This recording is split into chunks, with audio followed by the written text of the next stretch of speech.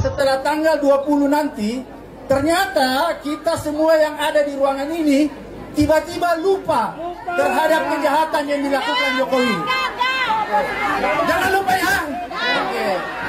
Kenapa sih selalu mengadu domba gitu ya, memprovokasi? Cobalah kalau mau melakukan kritik, so kritik aja gitu, tapi nggak usah provokatif. Gitu. Kita harus konsisten menyatakan bahwa setelah Jokowi berhenti tanggal 20, 2 hari atau 3 hari setelah itu, maka kita harus rame-rame datang ke KPK atau ke kepolisian mengingatkan aparat penegak hukum agar supaya segera melakukan penyelidikan terhadap keluarga Mulyono. Saya tuh hanya ingin Indonesia ini persatuan dan kesatuan bangsanya tuh terjaga gitu. Kapan kita mau membangun bangsa ini ke depan menjadi lebih baik kalau kita ribut terus? Ya kalau nanti ada jagoannya di periode berikutnya mau bertarung, ya kita kan bisa bertarung lagi. Membongkar legalisasi perampokan negara yang dilakukan oleh Presiden Jokowi selama 10 tahun.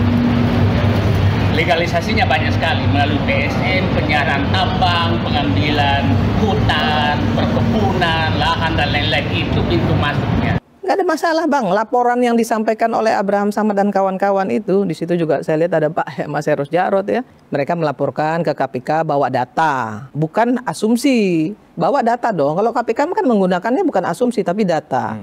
Titik 2 itu adalah puncak gunung es terjadinya kehilangan aset negara yang diserahkan kepada pihak swasta lewat kewenangan yang melebihi kekuasaan yang melebihi kewenangan.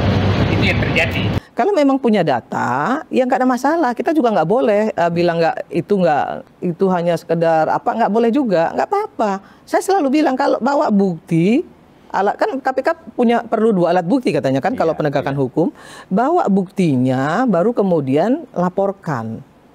Karena kita tahu persis kalau keluarga Mulyono atau Pak Jokowi tidak diadili, maka saya sangat yakin bahwa presiden-presiden selanjutnya akan melakukan pelanggaran-pelanggaran hukum seperti yang dilakukan Jokowi. Nah, saya selalu juga ingin menyampaikan kepada semua kawan-kawan aktivis di Indonesia, coba lakukan kritisi yang konstruktif. Jangan semuanya, udahlah. Kalau Jokowi itu udah masa lalu gitu loh. Artinya dia sudah selesai. Ya kan sekarang presiden kita Prabowo, Gibran. Nah, yuk kita lihat ini loh. Lihat ini. Nggak usah lagi lihat ke belakang. Cara untuk memutus pengaruh Jokowi itu kan dengan mengadili Jokowi. Tapi masalahnya, proses mengadili Jokowi itu tidak akan pernah terjadi kalau semua pihak, termasuk penegak hukum, masih melihat bahwa Jokowi masih punya relasi spesial dengan presiden hari ini. Kalau misalnya ada yang sampai menyatakan bahwa adili, ya saya pribadi nggak ada masalah. Saya pribadi nggak ada urusan kok sama Pak Jokowi itu. Adilin aja. Yang penting punya bukti, punya data, punya fakta, itu aja. Bawa ke penegak hukum gitu kan. Itu bagi saya itu adalah konstitusional. Kalau memang itu mau bisa dilakukan, kenapa? Ya itu hak mereka. Karena memang hukum itu memang harus ditegakkan. Semua pemimpin negara ini hanya akan ditentukan oleh segelintir oligarki. Karena itu kita harus lawan. Tolong teriakkan kawan-kawan semua. Kalau saya katakan lawan, kita katakan lawan ya.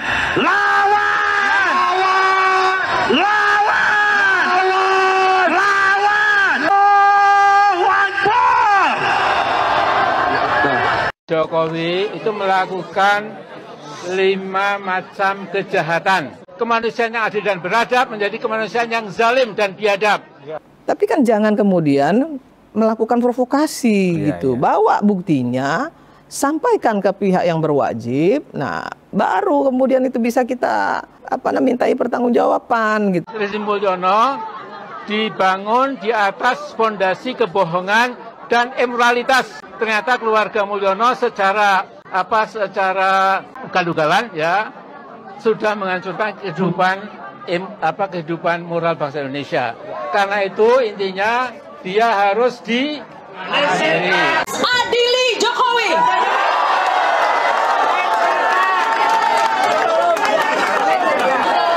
Untuk adili Jokowi. Yang saya ingin sampaikan adalah mbok kita itu belajar elegan. Gitu, sebagai aktivis, ya, sebagai politisi itu elegan. Kita orang yang berpendidikan, kita tahu hukum itu seperti apa, ya kan, mau melaporkan itu harus seperti apa, gitu, nggak ada masalah. Oleh karena itu sekali lagi saya ingin mengingatkan kita semua, setelah tanggal 20, mari kita duduk KPK dan kantor kepolisian untuk mengingatkan bahwa segera melakukan penyelidikan terhadap Presiden Jokowi. Saya berpendapat bahwa terjadi rekayasa besar di Pantai Indah Kapuk.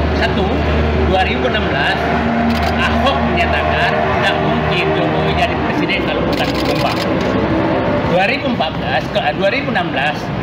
Ketua Abdesi yang menyatakan, dan Abdesi ini adalah kepala desa yang di Pikua, menyatakan mendukung Jokowi 3 periode.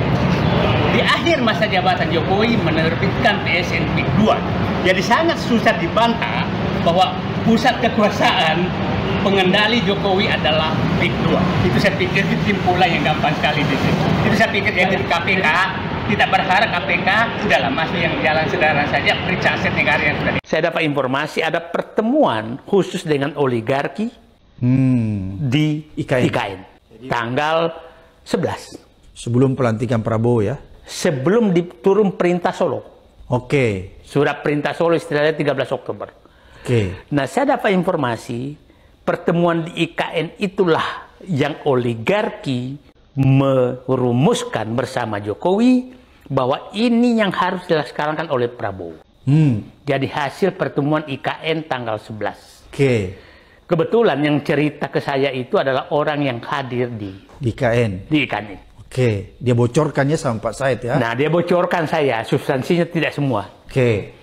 Nah, karena dia bocorkan ke saya, maka itulah keluar, istilah saya dulu itu, surat perintah Solo 13 Oktober. Oke. Yang lebih dahsyat dari Super Semar 66. Oke. Dan lebih dahsyat dari Dekret Presiden 59. Bahwa Jokowi punya banyak kasus yang harus memang dibawa ke pengadilan. Kita tidak boleh membiarkan impunity terjadi. Kita tidak boleh membiarkan dia kebal. OCCRP masuk kembali mengingatkan kita. OCCRP itu lembaga kredibel. Ada orang-orang yang hendak mensabotase pemerintahannya Pak Prabowo karena kesetiaan mereka ternyata bukan pada Pak Prabowo, tapi pada si mantan. Jangan by asumsi, jangan menggiring opini publik, itu aja. Ada akademisi yang menyampaikan kemarin di TV One, bilang bahwa dengan adanya banyak masyarakat yang datang ke rumah Pak Jokowi itu merupakan show of force. Kalau hak politik Pak Jokowi itu dicabut, baru nggak boleh mereka dia menerima tamu dan lain sebagainya dalam hal ada kaitan politik. Tapi saya nggak ngelihat orang datang itu ada unsur politik, karena kan mereka datang cuma mau foto, cuma mau salaman gitu, dan itu tidak didesain gitu. Mereka datang bersilaturahim.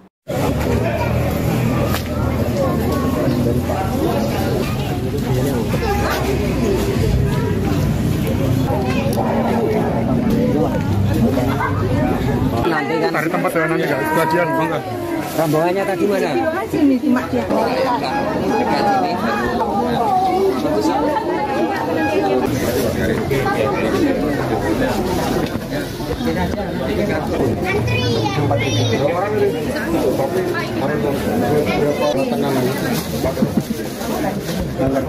Buahnya tinggal yang dikit.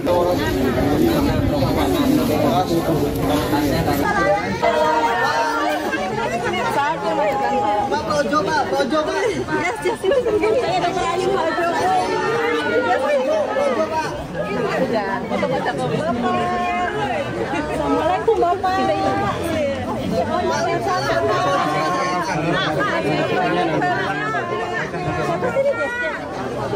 Banyak sekali tamunya, Pak. Ibu Pak, mana Pak Ibu? Ibu di dalam. Silakan kembali ke antrian. Silakan kembali ke antrian. Silakan kembali ke antrian. Silakan kembali ke antrian. Nah, kenapa harus dikait-kaitkan dengan hal-hal yang berbau politik gitu? Kecuali Pak Jokowi melakukan itu dalam rangka show of force, beda gitu loh. Tapi saya nggak ngelihat itu, makanya saya bilang Kalau hak politiknya dicabut, baru dia nggak boleh melakukan hal-hal yang berbau politik, ya kan, politik praktis Bang ya. Tapi kan ya masa orang silaturahmi nggak boleh gitu. Itu juga saya bingung. Ini rencana ketemu Pak Jokowi mau ngapain? Iya, mau foto. Mau foto.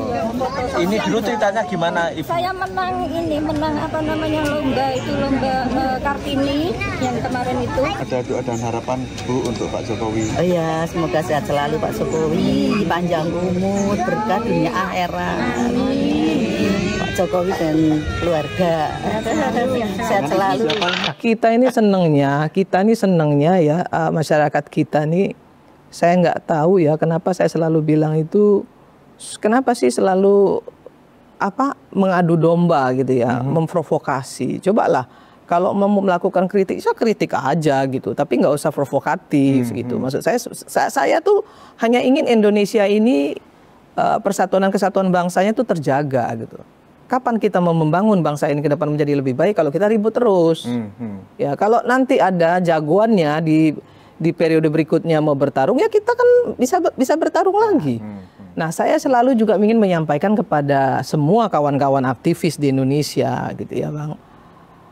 Coba lakukan kritisi yang konstruktif gitu toh. Jangan semuanya udahlah. Kalau Jokowi itu udah masa lalu gitu loh. Artinya dia sudah selesai. Ya kan sekarang presiden kita Prabowo, Gibran. Nah, yuk kita lihat ini loh. Lihat ini. Nggak usah lagi lihat ke belakang. Kalau misalnya ada yang sampai menyatakan bahwa adili, ya saya pribadi nggak ada masalah. Saya pribadi nggak ada urusan kok sama Pak Jokowi itu. Adilin aja. Yang penting punya bukti, punya data, punya fakta, itu aja. Bawa ke penegak hukum gitu kan.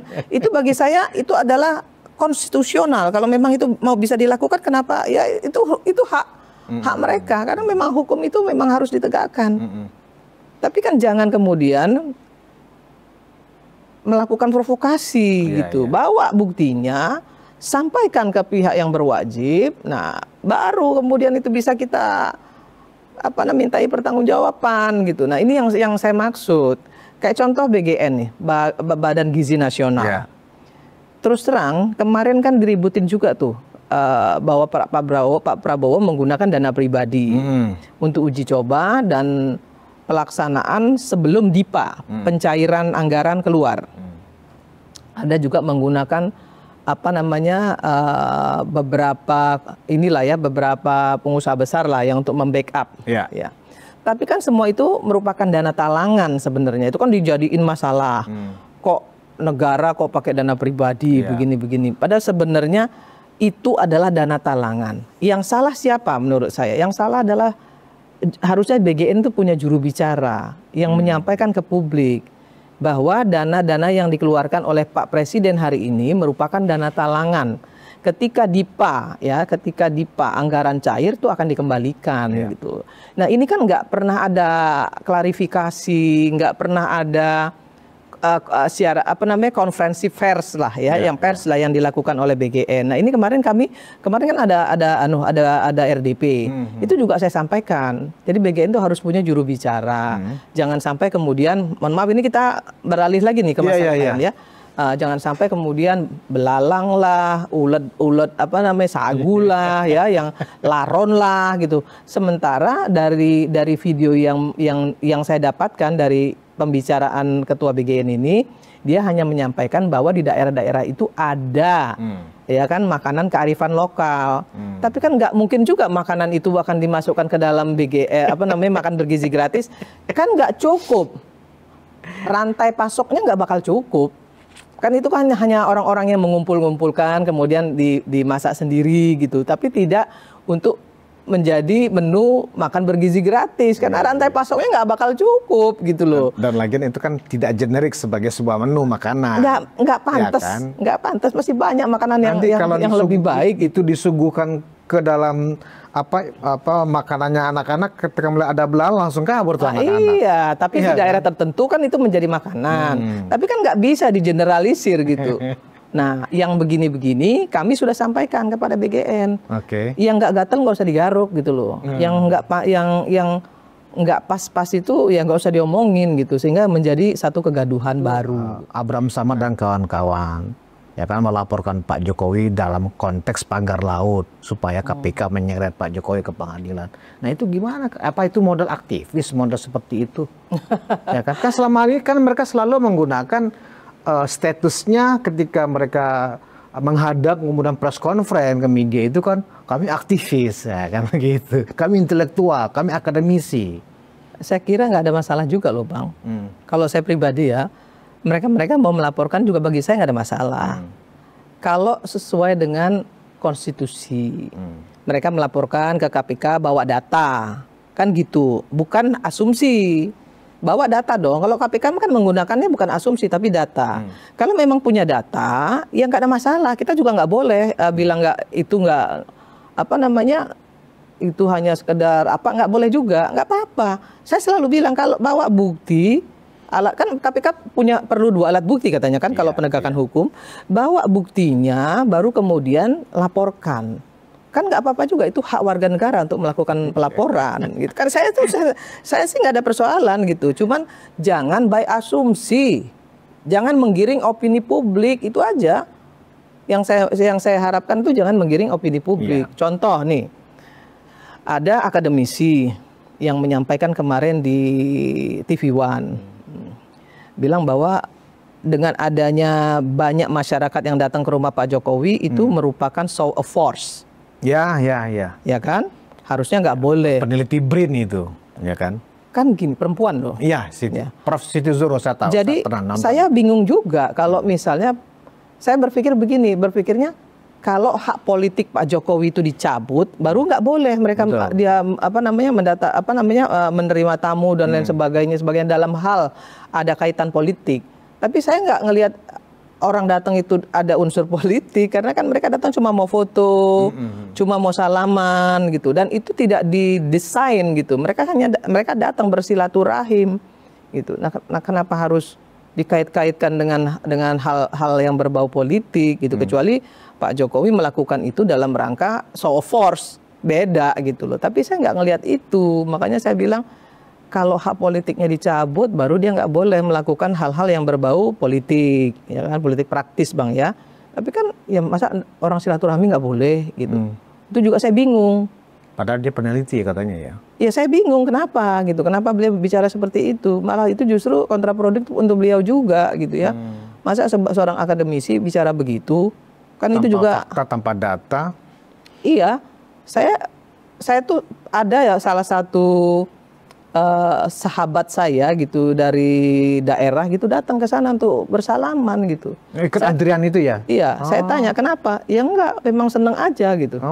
Loh kalau begitu emang kita boleh menghalangi? Kan nggak boleh. Iya. Nah kecuali misalnya Pak Jokowi berkampanye. Berkampanye gitu, itu nggak boleh untuk Gibran. Tapi kalau Pak Jokowi pergi ke desa-desa misalnya kan ngobrol, apa nih masalah yang belum selesai, nanti beliau sampaikan kepada Pak Prabowo, kan itu justru membantu sebenarnya, membantu pemerintahan gitu. Toh kan Pak Jokowi udah selesai, nggak mungkin jadi apa-apa lagi dia nih. Jokowi ini nggak bakal jadi apa-apa lagi gitu loh ya. Sudah selesai. Kalau Kak Irma melihat itu kedatangan masyarakat ke Jalan Sumber itu organik atau benar dimobilisasi seperti tuduhan peneliti BRIN itu? Kalau menurut catatan Kak Irma gimana? Saya itu bertanya sama orang yang datang bahkan, gitu ya. Dia datang itu karena memang pengen ketemu, pengen ngobrol, gitu. Dulu waktu mau jadi presiden, mereka nggak bisa, ya. Mereka kagum, mereka percaya, mereka sayang. Waktu menjadi presiden nggak bisa ketemu. Nah sekarang lah mereka bisa melakukan itu, melampiaskan kangennya, kagumnya dan lain sebagainya. Menurut saya itu aja. Dan berapa sih yang hadir, dan emang di situ Pak Jokowi orasi kan enggak. Dia datang salaman foto pulang. Foto udah. Iya, benar. Datang salaman foto pulang. Tidak ada satupun orasi, tidak ada satupun pembicaraan mengenai pemerintah. Pemerintah, iya. Mengenai pemerintahan, jalannya pemerintah nggak ada diskusi-diskusi juga gitu. Terus yang kita khawatirin apa gitu? Berarti apa itu berarti? Itu hanya bentuk kebencian aja barangkali, ekspresi kebencian aja. Sehingga itu dituduh tidak ada yang namanya politik, nggak ada yang tidak direncanakan, semuanya by design. Seolah-olah tamu-tamu yang datang itu direncanakan saya mau kasih tahu gini, Bang, oleh Pak Jokowi gitu. Pagar laut ya. Tim yang enggak, saya mau ngobrol sedikit. Pagar laut. Ya. Pak Trenggono itu menterinya siapa sih waktu di Jokowi? Menterinya Pak Jokowi? Iya, yang endorse siapa? PAN. Nah, PAN kan? Kan wakil ketua umum PAN kan? Nah, kenapa Pak Jokowi yang dituduh bahwa itu orangnya Pak Jokowi? Enggak dong, orang partai politik loh. Orang berarti orang di mana siapa yang mengendorse dia? Bahlil yang mengendorse misalnya Golkar, misal nih ya. Berarti kan orang Golkar dia, bukan orangnya Prabowo. Meskipun ketika dia jadi menterinya Pak Prabowo, berarti dia adalah pembantunya Pak Prabowo yang di-endorse oleh partai politik gitu loh. Itu yang saya ingin sampaikan sama kita semua. Makanya saya kemarin menyinggung partai politik. Gitu ya, bahwa partai politik hari ini betul-betul harus bertanggung jawab juga atas endorsement mereka terhadap ke kabinet.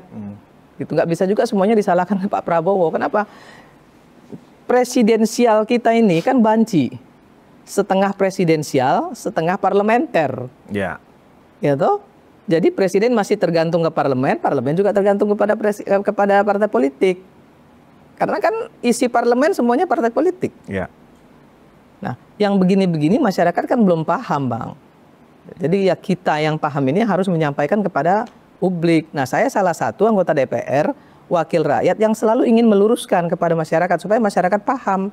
Ini loh masalahnya. Oh, ini loh. Bukan pembelaan-pembelaan tanpa dasar, tanpa fakta, enggak juga. Kalau memang salah, Mulyono ya tangkap aja. Nah iya kan, kalau punya bukti kenapa enggak? Kan harus ada pertanggungjawaban juga. Iya, iya. Gitu loh. Enggak ada masalah, tapi kan harus by data. Iya, iya. Jangan by narasi gitu loh. Jadi selama ini mereka kebanyakan by narasi menurut Kak Irma. Ya sampai hari ini kan kita belum lihat datanya. Termasuk Fufu Fafa ya. By narasi semuanya. Nah kalau by narasi kan berarti kan itu kategorinya kan disinformasi Kak Irma. Bang, kita ini kan aktivis-aktivis itu kan orang-orang pinter. Contoh, misalnya ada yang melaporkan Pak Jokowi dengan bukti LHKPN. Anggota DPR itu sekarang ini ada anak bupati, gubernur, wali kota, mantan bupati, mantan gubernur, mantan wali kota. Ada pengusaha, ya kan? Nah, mereka kan semua punya bisnis. Di luar jadi anggota DPR, mereka punya bisnis sendiri-sendiri loh. Yeah. Nah, kalau kemudian LHKPN-nya bertambah setiap tahunnya, kan wajar karena mereka kan punya bisnis. Kayak saya contohnya, saya punya catering, ya kan? Saya punya usaha di luar. Kan kalau LHKPN saya nambah kan wajar. Yeah. Bukan sesuatu yang apa namanya yang bisa bisa disebut bahwa itu ilegal. Karena apa? Karena LHKPN itu adalah laporan yang harus bisa dipertanggungjawabkan. Yeah, yeah. Ketika kita ngisi itu harus ada datanya. Misalnya tanah saya di sini, ini ada sertifikatnya. Gitu loh. Tanah saya di sini ada sertifikatnya, nomornya sekian. Setiap tahun pasti naik tanah. Ya, Ya kan? kemudian penghasilan saya dari ini sekian, gitu kan. Kemudian deposito saya segini, kan deposito juga ada bunganya tambah kan. Nah itu kan di LHKPN itu jelas sebenarnya. Jadi LHKPN itu yang bisa dipertanggungjawabkan. Nah kecuali justru gini, orang itu kaya raya, tapi LHKPN-nya rendah. Nah itu perlu dicurigai gitu. Atau ada yang mendadak tiba-tiba LHKPN-nya fantastis gitu ya. Nah itu kan ada juga. Kalaupun itu mau ditelisik nggak ada masalah. Wajar kan masyarakat juga melakukan kontrol. Iya. Ya, kalau saya sih sebenarnya nggak ada persoalan, Bang. Hanya yang saya ingin sampaikan adalah mbok kita itu belajar elegan. Itu sebagai aktivis ya, sebagai politisi itu elegan. Kita orang yang berpendidikan, kita tahu hukum itu seperti apa, ya kan, mau melaporkan itu harus seperti apa gitu, nggak ada masalah. Menurut mereka kan mereka sangat elegan Kak Irma. Iya kan, nggak apa-apa juga lah mereka malah berasa seperti itu kan. Kita bilang juga nggak boleh juga, kita bilang lu nggak boleh ya merasa seperti itu, nggak bisa.